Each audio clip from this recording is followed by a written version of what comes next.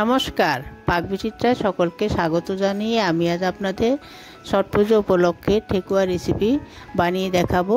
আমার চ্যানেলটি সাবস্ক্রাইব করা না থাকলে অবশ্যই সাবস্ক্রাইব করবেন। চলুন তাহলে শুরু করা যাক। আজ আমি আপনাদের ছট পুজো উপলক্ষে ঠেকুয়া রেসিপি করে দেখাবো। এটি বিহারের লোকজন ছট পূজা তৈরি করে থাকেন। আজ আমি আপনাদের ঘরে তৈরি করে দেখাবো ঠেকুয়া রেসিপি। তার জন্য এখানে আমি 2 কাপ আটা নিয়ে নিচ্ছি, হাফ কাপ সুজিটা দিলে ঠেকুয়াটা ক্রিস্পি হবে। আপনারা চাইলে সুজির পরিবর্তে আটার ময়দা মিশিয়ে করতে পারেন। 1 কাপ আটা 1 কাপ ময়দা মিশিয়েও করতে পারেন। এখানে আমি হাফ কাপ সুজি দিয়ে দিচ্ছি। এলাচ গুঁড়ো দিয়েছি 4 চামচের হাফ চামচ। এখানে 7টা কাজু আমি কুচি করে কেটে নিয়েছি।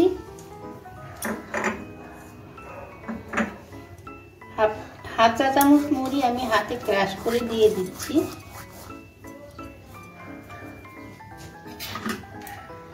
এখন আমি ময়ান দিয়ে নেব। তার জন্য আমি 3 টেবিল চামচ ঘি দিয়ে দিচ্ছি। ঘিটাকে প্রথমে আমি একবার দেব না, ভালো করে মিশিয়ে ময়ান করে নিচ্ছি। দেখুন হাতে এভাবে ঘষে ঘষে ময়ান করে নিতে হবে। আমি ঘিটা মিশিয়ে নিচ্ছি। প্রয়োজন হলে আমি আরেক টেবিল চামচ ঘি এখানে অ্যাড করব। এভাবে হাতে ঘষে ঘষে ঘিটা আটা আর সুজির সঙ্গে ভালো করে মিশিয়ে নিতে হবে। আরো 2 টেবিল চামচ ঘি এখানে অ্যাড করে দিচ্ছি। এখানে ঘিটাকে আমি ভালো করে আটা সুজির সঙ্গে ময়ান করে নেব।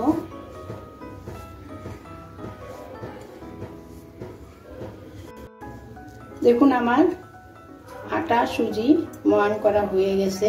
দেখুন হাতে এরকম চাপ দিলে যদি দলা পাকিয়ে যায় তাহলে ভাববেন আপনার ময়ানটা ভালো হয়েছে। দেখুন এখানে আমি হাফ কাপ চিনি মিক্সিতে গুঁড়ো করে নিয়েছি। আপনারা চাইলে গোটা চিনিটা অল্প একটু জলে ভিজিয়ে গুলিয়ে নিয়েও অ্যাড করতে পারেন।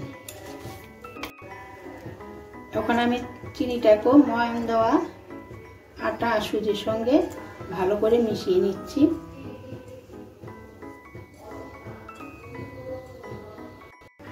দেখুন আমার চিনিটা মেশানো হয়ে গেছে। এখন আমি অল্প অল্প জল দিয়ে একটা ডোয়ের মতো তৈরি করে নেব।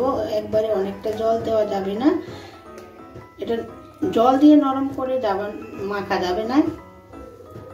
অল্প অল্প জল দিয়ে ভালো করে মেখে একটা শক্ত ডোয়ের মতো তৈরি করে নিতে হবে। মেখে ডোটাকে নরম করতে হবে, অতিরিক্ত জল দিয়ে নরম করা যাবে না। দেখুন আমি আরেকটু হাতে নিয়ে জল দিয়ে দিচ্ছি। এখন আমি ভালো করে মেখে নিচ্ছি। প্রয়োজন হলে আরেকটু জল দিব, আগে মেখে দেখে নিচ্ছি।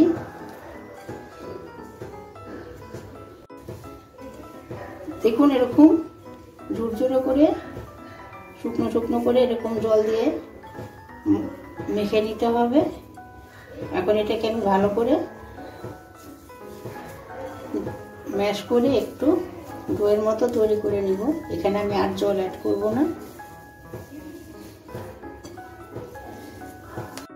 দেখুন মেখে আমি একটা ডোয়ের মতো তৈরি করে নিয়েছি। দেখুন ডোটা কিন্তু বেশি নরম হয়নি। হাতে মেখে এরকম একটা সফট ডো তৈরি করে নিয়েছি।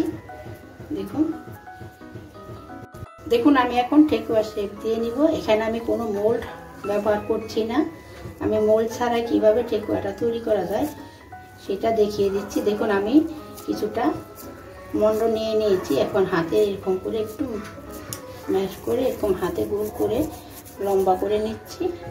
লম্বা করে একটু চ্যাপটা করে নিচ্ছি হাতে।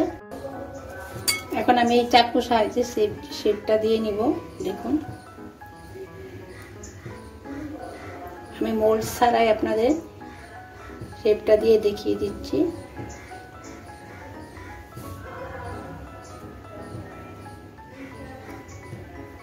দেখুন আমার একটা তৈরি হয়ে গেল। আমি আরেকটা ডিজাইন দেখিয়ে দিচ্ছি। হাতে একটু চাপ দিয়ে নিচ্ছি। ঠেকুয়া একটু ফেটে ফেটে যাবে, ঠেকুয়াটা কিন্তু ওরকমই তৈরি হয়। আপনারা চাকুর সাহায্যে ডিজাইনগুলি করে নিতে পারবেন।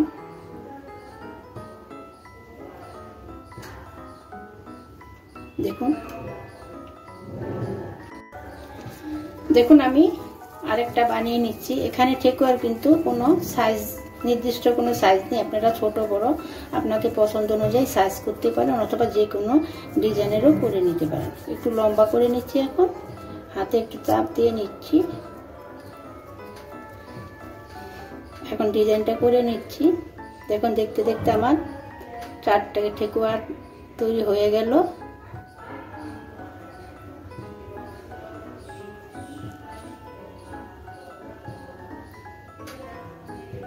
দেখুন এভাবে আপনারা চাইলে সাজও করে নিতে পারেন। দেখুন আমার বানানো প্রায় হয়ে এসছে। আমি ঠেকুয়া বানানো শিখি আমার এক বন্ধুর কাছ থেকে। আমার এক বন্ধু আমাকে ঠেকুয়া বানিয়ে খাইয়েছে। আপনারা চাইলে এখানে শুকনো নারকেল কোড়াও দিতে পারেন। এখানে কাঁচা নারকেল দিলে ভালো হবে না, তাহলে ঠেকুয়াটা বেশি দিন থাকবে না। শুকনো নারকেল কোড়া দিলে ঠেকুয়াটা বানিয়ে আপনারা অনেকদিন সংরক্ষণ করে রাখতে পারবেন। দেখুন আমি ঠেকুয়ার শেপ দিয়ে নিয়েছি। শেপ দেওয়ার পরে দেখতে কতটা সুন্দর হয়েছে, ভাজার পর তো দেখতে আরো ভালো লাগবে। দেখুন ঠেকুয়া ভাজার জন্য আমি তেলটা গরম করে নিয়েছি, আমি বেশি গরম করব না। দেখুন আমি এখন ঠেকুয়াগুলো দিয়ে দিচ্ছি।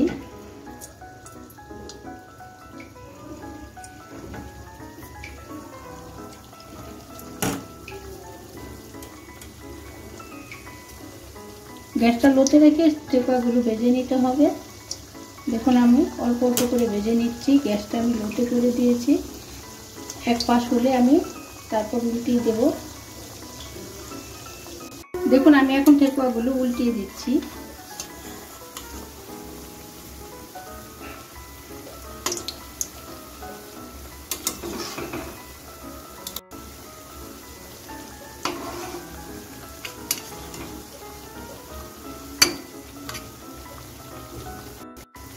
লাল লাল করে গ্যাসটা লো টু মিডিয়ামে রেখে আস্তে আস্তে সময় নিয়ে ভেজে নিতে হবে।